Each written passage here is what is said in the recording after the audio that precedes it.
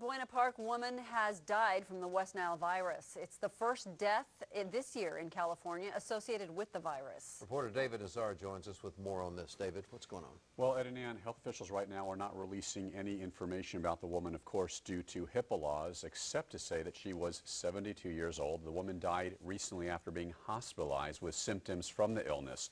Further testing by the California Department of Public Health has confirmed that the woman did, in fact, have the West Nile infection.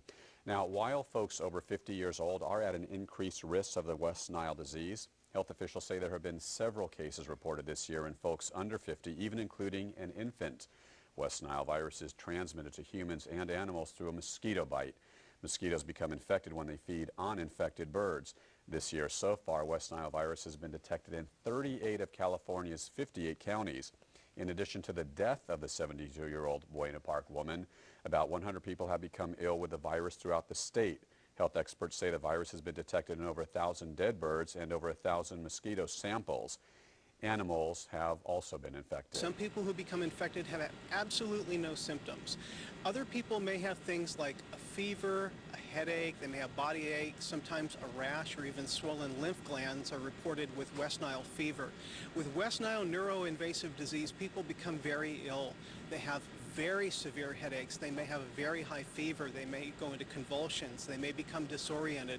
These are people that basically are having a medical emergency and need immediate medical attention.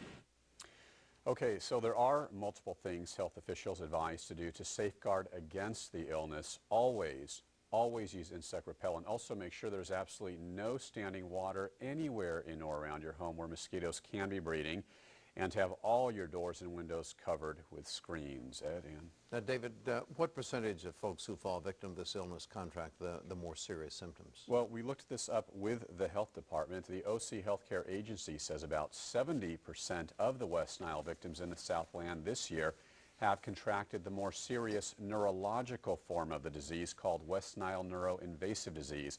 Victims have been between the ages of 6 months old and 96 years old. And this is not to be taken lightly by any means. It's very serious. Officials say in 2004, there were 710 human West Nile virus cases in Southern California with 21 fatalities. And this was the first death at an end since 2004 in Orange County.